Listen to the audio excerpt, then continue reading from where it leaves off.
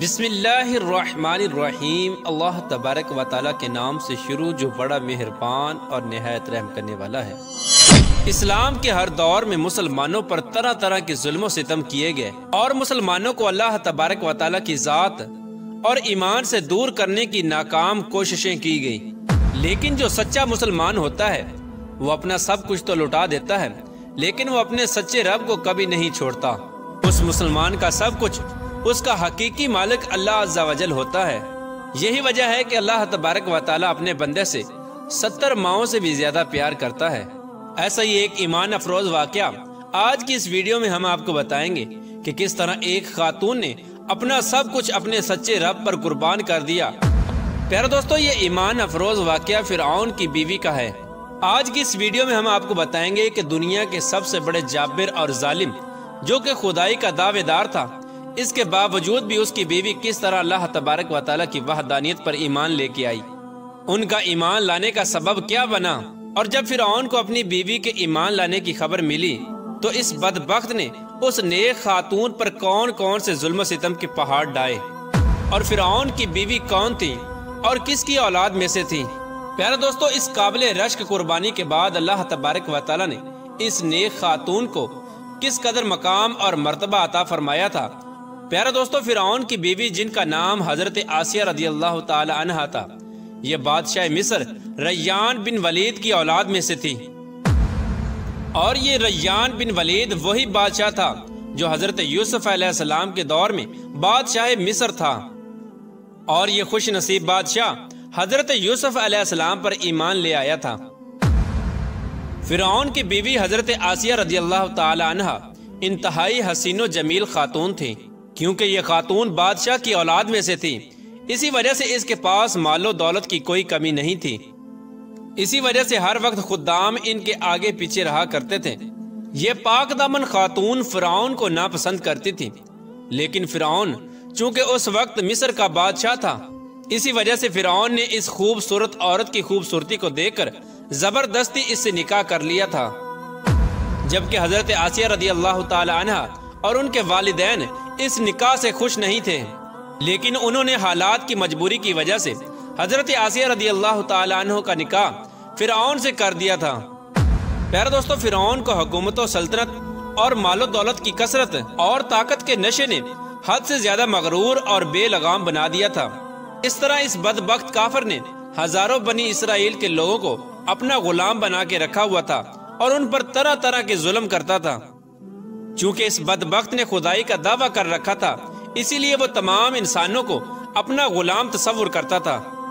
اور ان معصوم لوگوں کے ساتھ جانوروں جیسا سلوک کرتا تھا۔ چنانچہ وقت یوں ہی تیز رفتاری کے ساتھ چلتا رہا، سال مہینوں میں اور مہینے ہفتوں میں اور ہفتے دنوں میں تبدیل ہو کر گزرتے چلے گئے، اور پھر وہ وقت بھی آ گیا کہ اللہ تبارک و تعالیٰ کے پیارے نبی حضرت موسیٰ علیہ السلام اور حضرت ہارون علیہ السلام اس دنیا کے اندر تشریف لائے، اور مصر کی سرزمین لا الہ الا اللہ کی صداؤں سے گونج اٹھی۔ اللہ تبارک و تعالیٰ نے حضرت موسیٰ علیہ السلام اور حضرت ہارون علیہ السلام کو فرعون کی طرف اور ان کی قوم کی طرف دعوت حق دینے کے لیے اور ہدایت کی طرف بلانے کے لیے مبعوث فرمایا تھا۔ اللہ تبارک و تعالیٰ کے ان پیغمبروں نے بنی اسرائیل کے لوگوں کو اللہ تبارک و تعالیٰ کی وحدانیت کی طرف بلایا اور لوگوں کو باطل معبودوں کی پوجا کرنے سے منع کیا۔ حضرت موسیٰ علیہ السلام نے فرعون کو طرح طرح کے معجزات دکھائے، لیکن اس کے باوجود بھی یہ لوگ کفر اور سرکشی پر اڑے رہے اور اللہ تبارک و تعالیٰ کی وحدانیت کا مسلسل انکار کرتے رہے۔ اس کے باوجود بھی حضرت موسیٰ علیہ السلام فرعون کو اور بنی اسرائیل کے بدبخت لوگوں کو دعوت حق دیتے رہے۔ جب فرعون حضرت موسیٰ علیہ السلام کی اس تبلیغ سے تنگ آ گیا تو فرعون نے یہ خیال کیا کہ کیوں نہ موسیٰ علیہ السلام کو لوگوں کے سامنے جھوٹا ثابت کیا جائے۔ چنانچہ فرعون نے حضرت موسیٰ علیہ السلام کو جھوٹا ثابت کرنے کے لیے ایک خاص دن مقرر کیا، جس دن مصر کے اندر بہت بڑا میلہ لگتا تھا اور جس میلے کے اندر کثیر تعداد میں لوگ جمع ہوتے تھے۔ چنانچہ فرعون نے مصر کے تمام بڑے بڑے جادوگروں کو بلایا اور حضرت موسیٰ علیہ السلام کو جھوٹا ثابت کرنے کا کہا۔ چنانچہ جب وہ میلے کا دن آیا تو ایک وسیع و عریض میدان سجایا گیا، اور ادھر فرعون اپنی فرعونیت کے نشے میں مخمور ہو کر اپنے عالی شان تخت پر جا بیٹھا، اور سلطنت کے کونے کونے سے بلائے گئے बड़े बड़े जादूगर भी जमा हो चुके थे और इस तरह हजारों अफराद का मजमा भी जमा हो चुका था और ये हक और बातिल का अजीम तरीन मार्का था जिसको देखने के लिए बेशुमार लोग जमा हुए थे। और इधर अल्लाह तबारक व तआला के सच्चे नबी हजरत मूसा अलैहिस्सलाम और हजरत हारून अलैहिस्सलाम भी तशरीफ ला चुके थे और हजरत मूसा अलैहिस्सलाम के चेहरे अनवर पर जाहो जलाल नजर आ रहा था। चुनाचे इस अजीम मार्के का आगाज हुआ और जादूगरों ने फिरऔन की इज्जत की कसम खाकर अपने जादू की लाठियां और रस्सियां फेंकनी शुरू कर दी। तो वो लाठियां और रस्सियां एकदम से सांप बनकर पूरे मैदान के अंदर दौड़ने लगी। इन सांपों को देखकर पूरे मजमे के अंदर खौफ और हिरास फैल गया और तमाम लोग बदहवास होकर इधर उधर भागने लगे। इधर फिरऔन और उसके जादूगर अपने नशे में बदमस्त होकर तालियां बजाने लगे और इस मंजर को देखकर खुश होने लगे। और उधर अल्लाह तबारक व तआला ने अपने प्यारे पैगंबर हजरत मूसा अलैहिस्सलाम को अपना असा मुबारक फेंकने का हुक्म दिया। तो उस वक्त हजरत मूसा अलैहिस्सलाम ने अल्लाह तबारक व तआला के हुक्म की तकमील करते हुए अपने असा मुबारक को उन सांपों के हजूम में डाल दिया। चुनाचे देखते ही देखते हजरत मूसा अलैहिस्सलाम का वो असा एक खौफनाक और हैबतनाक अजदहा बनकर नमूदार हुआ जिसने जादूगरों के तमाम छोटे छोटे सांपों को निगल लिया। हक और बातिल का ये अजीमुशान मोर्जा देखकर जादूगरों के दिलों में ईमान का नूर चमक उठा और तमाम जादूगर अल्लाह तबारक व तआला की बारगाह में सजदे में गिर गए और तमाम जादूगरों ने अल्लाह तबारक व तआला की वहदानियत की तस्दीक की और अल्लाह तबारक व तआला की सच्ची जात पर ईमान ले आए। चुनाचे जब हजरत मूसा अलैहिस्सलाम के इस अजीमुशान मोर्जे और जादूगरों के ईमान लाने की खबर हजरत आसिया रदियल्लाहु ताला अन्हु को पहुंची तो उस वक्त हजरत आसिया रदियल्लाहु ताला अन्हु के दिल में भी फौरन हक का नूर चमक उठा और इस तरह हजरत आसिया रदियल्लाहु ताला अन्हा अल्लाह तबारक व तआला की वहदानियत पर ईमान ले आई। लेकिन उनका ईमान लाना इतना आसान न था क्योंकि वो एक जाबर और जालिम और खुदाई के दावेदार बदबख्त हुक्मरान की बीवी थी और हजरत आसिया रदियल्लाहु ताला अन्हु के दिल में ये भी डर था कि अगर फिरऔन को मेरे ईमान का पता चल गया तो वह जालिम बादशाह मुझ पर जुल्म सितम के पहाड़ डालेगा और अपने जुल्म की तमाम हदें पार कर देगा। लेकिन इसके बावजूद भी हजरत आसिया रदियल्लाहु ताला अन्हु ने अपना सब कुछ अल्लाह तबारक व तआला की जात पर छोड़ दिया और अल्लाह तबारक व तआला की वहदानियत पर ईमान ले आई। इब्तिदा में हजरत आसिया रदियल्लाहु ताला अन्हु ने अपने ईमान को किसी पर जाहिर न किया। कुछ अरसा यूं ही गुजरता रहा और फिर एक दिन ऐसा अजीबो गरीब वाक़या पेश आया जिस वाक़े के बाद हजरत आसिया रदियल्लाहु ताला अन्हु के दिल में फिरऔन के लिए मजीद गजब की आग भड़क उठी और हजरत आसिया रदियल्लाहु ताला अन्हा फिरऔन से मजीद नफरत करने लगी और फिरऔन के मुसलमानों पर किए जाने वाले जुल्म सितम हजरत आसिया रदियल्लाहु ताला अन्हु के लिए नाकाबिले बर्दाश्त थे। चुनाचे वो इबरतनाक वाक़या कुछ यूं पेश आया कि फिरऔन की बेटी के एक खादमा थी जो फिरऔन की बेटी के सर में कंघी किया करती थी। एक दिन उस खादमा के हाथ से कंघी गिर गई तो उस खादमा ने बिस्मिल्लाह पढ़कर उस कंघी को उठा लिया। उस वक्त फिरऔन की बेटी ने इन कालिमात को सुन लिया और फिरऔन से जाकर उस खादमा की शिकायत कर दी कि वो खादमा आपके अलावा किसी और को खुदा मानती है और आपके अलावा किसी और की इबादत करती है। ये बात सुनकर फिरऔन लाल पीला हो गया और उसने गजबनाक होकर उस खादमा को अपने दरबार में बुलाया और उस खादमा के ईमान लाने की हकीकत दरियाफ्त की कि आखिरकार वो किसको खुदा मानती है। और फिरऔन उससे कहने लगा, क्या तू मेरे अलावा किसी और को खुदा मानती है? तो उस वक्त उस खादमा ने फौरन जवाब दिया कि हाँ, मेरा और तेरा रब अल्लाह अज़्ज़ा वजल है, वही वाहदाहु ला शरीक है और उसके अलावा उसका कोई शरीक नहीं। चुनाचे खादमा की ये बात सुनकर फिरऔन उस पर मजीद गजबनाक हो गया। चुनाचे फिरऔन ने उस खादमा को और उनके मासूम बच्चों को खौलते हुए तेल में डाल दिया और उनको शहीद कर दिया। ये खौफनाक और दिल खराश मंजर उस वक्त फिरऔन की बीवी भी देख रही थी। इसी दौरान अल्लाह तबारक व तआला की कुदरत की जलवा गरी हुई और अल्लाह तबारक व तआला ने हजरत आसिया रदियल्लाहु ताला अन्हु की आंखों से गैब के पर्दे उठा दिए थे और फिरऔन की बीवी की बसीरत को रोशन फरमा दिया था। और फिरऔन की बीवी ने यह मंजर भी देखा कि फरिश्ते उस खादमा की रूह को लेकर आसमान की तरफ जा रहे हैं। इस तरह फरिश्तों को देखने के बाद फिरऔन की बीवी का ईमान मजीद मजबूत हो गया और वो मजीद अल्लाह तबारक व तआला की वहदानियत का यकीन करने लगी। اور حضرت موسیٰ علیہ السلام کی صداقت اور حقانیت بھی واضح ہو گئی۔ اس خوفناک منظر کو دیکھنے کے بعد فرعون کی بیوی سوچ میں پڑ گئی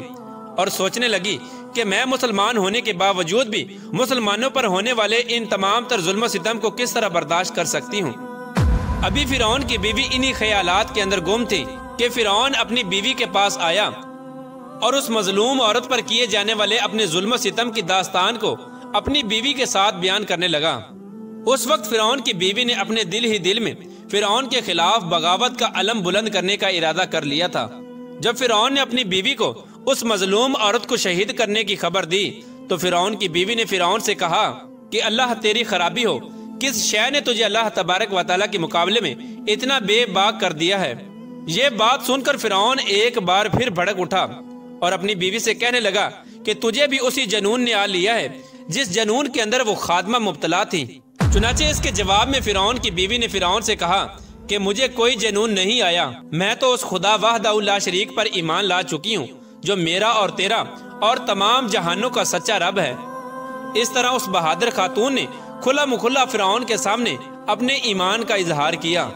فرعون اپنی بیوی کی یہ بات سن کر حیران و پریشان رہ گیا اور فرعون شروع میں بغیر کسی ظلم و ستم کے اپنی بیوی کو سمجھانے کی کوشش کرنے لگا، اور فرعون نے اپنی بیوی کو ایمان سے دور کرنے کے لیے ان کے والدین کو بھی بلایا اور ان کو دھمکی دینے لگا کہ اگر تمہاری بیٹی نے حضرت موسیٰ علیہ السلام کے خدا کا انکار نہ کیا تو ضرور یہ موت کا مزہ چکھے گی۔ چنانچہ حضرت آسیہ رضی اللہ تعالیٰ عنہ کے والدین نے تنہائی کے اندر حضرت آسیہ رضی اللہ تعالیٰ عنہ کو سمجھانے کی کوشش کی، لیکن حضرت آسیہ رضی اللہ تعالیٰ عنہ کا ایمان چونکہ مضبوط ہو چکا تھا، اسی وجہ سے انہوں نے ان کی بات ماننے سے انکار کر دیا، اور حضرت آسیہ رضی اللہ تعالیٰ عنہ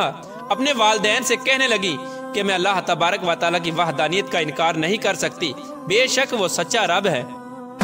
چنانچہ جب فرعون کا یہ حربہ بھی ناکام ہو گیا تو اس وقت فرعون نے اپنی بیوی کو طرح طرح کی اذیتیں دینے کا فیصلہ کیا تاکہ یہ اپنے ایمان سے دور ہو جائے اور مجھ کو خدا ماننے لگے۔ پیارے دوستو، روایات میں آتا ہے کہ فرعون کے حکم سے حضرت آسیہ رضی اللہ تعالی عنہ کو طرح طرح کی اذیتوں کے اندر مبتلا کر دیا گیا، حتیٰ کہ حضرت آسیہ رضی اللہ تعالی عنہ کے ہاتھوں اور پاؤں میں میخیں لگا کر دھوپ کے اندر سورج کی طرف رخ کر کے لٹا دیا گیا، اور آپ کے سینے کے اوپر چکی کا 12 بھرکم پتھر رکھ دیا گیا تاکہ آپ ہل نہ سکیں۔ لیکن ان تمام تر تکالیف اور مصائب کے باوجود بھی حضرت آسیہ رضی اللہ تعالی عنہ کے ایمان کے اندر ذرہ برابر بھی کمی نہ آئی، بلکہ ان تمام تر تکالیف کے باوجود بھی آپ کے ایمان کے اندر مزید اضافہ ہوتا چلا گیا۔ چنانچہ جب فرعون نے ان تمام تر تکالیف کے بعد اپنی بیوی سے ایمان سے پھرنے کا کہا تو حضرت آسیہ رضی اللہ تعالی عنہ نے بڑا ہی ایمان افروز اور ایمان کو تازہ کر دینے والا جواب دیا، جس سے فرعون کا گھمنڈ خاک میں مل گیا، اور فرعون حضرت آسیہ رضی اللہ تعالی عنہ کے ایمان اور ہمت کے آگے گھٹنے ٹیکنے پر مجبور ہو گیا۔ چنانچہ حضرت آسیہ رضی اللہ تعالی عنہ نے ارشاد فرمایا، اے دشمن خدا اور ظالم انسان، تو میرے وجود پر تو قادر ہو سکتا ہے، لیکن میرا دل اللہ تبارک و تعالیٰ کی پناہ میں ہے۔ اگر تو میرے جسم کے ہر حصے کو بھی کاٹ دے تب بھی میرا عشق اور ایمان اللہ تبارک و تعالیٰ کی بارگاہ میں بڑھتا چلا جائے گا۔ اسی دوران جب حضرت آسیہ رضی اللہ تعالی عنہ پر ظلم و ستم کے پہاڑ گرائے جا رہے تھے، حضرت موسیٰ علیہ السلام وہاں سے گزرے تو حضرت موسیٰ علیہ السلام سے حضرت آسیہ رضی اللہ تعالی عنہ نے پوچھا، کیا میرا رب مجھ سے راضی ہے؟ تو حضرت موسیٰ علیہ السلام نے ارشاد فرمایا، اے آسیہ رضی اللہ تعالی عنہ، آسمان کے فرشتے تیرے انتظار میں ہیں اور اللہ تبارک و تعالیٰ تیرے ایمان اور تیرے کارناموں پر فخر فرماتا ہے۔ آپ اللہ تبارک و تعالیٰ کی بارگاہ میں سوال کریں، آپ کی ہر حاجت پوری کی جائے گی۔ اس وقت حضرت آسیہ رضی اللہ تعالی عنہ نے اللہ تبارک و تعالیٰ کی بارگاہ میں یہ دردناک دعا کی، اے میرے پروردگار، میرے لیے اپنے پاس جنت میں ایک گھر بنا اور مجھے فرعون اور اس کے ظلم سے نجات دے اور مجھے ان ظالموں سے نجات بخش۔ ادھر جب فرعون نے حضرت آسیہ رضی اللہ تعالی عنہ کو ایمان سے دور کرنے کی تمام تر کوششیں کر لیں اور ہر کوشش کے اندر ناکامی کا سامنا کرنا پڑا، تو اس وقت فرعون نے حضرت آسیہ رضی اللہ تعالی عنہ کو شہید کرنے کا فیصلہ کر لیا، اور آخری حربے کے طور پر فرعون نے اپنے کارندوں سے کہا کہ ایک بہت بڑی چٹان لے کر آؤ، اگر یہ چٹان دے کر اپنے ایمان پر قائم رہتی ہے تو یہ چٹان اس پر گرا دینا، اور اگر یہ ایمان سے پھر جاتی ہے تو پھر یہ میری بیوی ہے۔ پیارے دوستو، اس خوفناک منظر کے وقت جہاں ایک طرف زندگی ہے اور دوسری طرف موت کھڑی ہے، تو اس وقت حضرت آسیہ رضی اللہ تعالی عنہا نے آسمان کی طرف نگاہ اٹھا کر دیکھی تو جنت کے اندر اپنا سفید موتیوں والا محل نظر آیا، جس سے آپ کا ایمان مزید بڑھ گیا، اور اسی حالت میں آپ کی روح پرواز کر جاتی ہے، اور اس کے بعد آپ رضی اللہ تعالی عنہ کے جسم مبارک پر وہ چٹان گرا دی جاتی ہے، اور وہ چٹان ایسے بدن پر گرتی ہے جس میں روح نہیں ہوتی۔ اس دردناک واقعے کے دوران جب فرعون اپنی بیوی پر طرح طرح کے ظلم کر رہا تھا، اس وقت اللہ تبارک و تعالی نے اپنے فرشتوں کو حضرت آسیہ رضی اللہ تعالی عنہ پر مقرر کر دیا تھا، اور وہ فرشتے حضرت آسیہ رضی اللہ تعالی عنہ پر سایہ کیے ہوئے تھے، اور ان کو جنت کے اندر اپنا مقام دکھا دیا تھا، جس کی وجہ سے حضرت آسیہ رضی اللہ تعالی عنہ کا ایمان مزید مضبوط ہو گیا، اور فرعون کی تمام مصیبتوں کو آپ بھول گئی۔ اس طرح حضرت آسیہ رضی اللہ تعالی عنہ نے دنیا کی تمام تر تکالیف اور مصیبتوں کو برداشت کیا، لیکن اللہ تبارک و تعالی کی وحدانیت کو نہیں چھوڑا، اور پھر اللہ تبارک و تعالی نے حضرت آسیہ رضی اللہ تعالی عنہ کو وہ مقام عطا فرمایا جو مقام آج تک کسی کو نہیں ملا۔ حضرت آسیہ رضی اللہ تعالی عنہ جب جنت میں جائیں گی تو اللہ تبارک و تعالی ان کو یہ نعمت عطا فرمائے گا کہ وہ جنت میں حضور پاک صلی اللہ تعالی علیہ وآلہ وسلم کی زوجہ محترمہ ہوں گی، اور اللہ تبارک و تعالی ان کا شمار حضور صلی اللہ تعالی علیہ وآلہ وسلم کی ازواج مطہرات میں فرمائے گا۔ اللہ تبارک و تعالی سے دعا ہے کہ اللہ تبارک و تعالی ہمیشہ اپنا عشق اور ایمان سلامت رکھے، اور حضور صلی اللہ تعالی علیہ وآلہ وسلم کی محبت کے اندر جینا مرنا نصیب فرمائے۔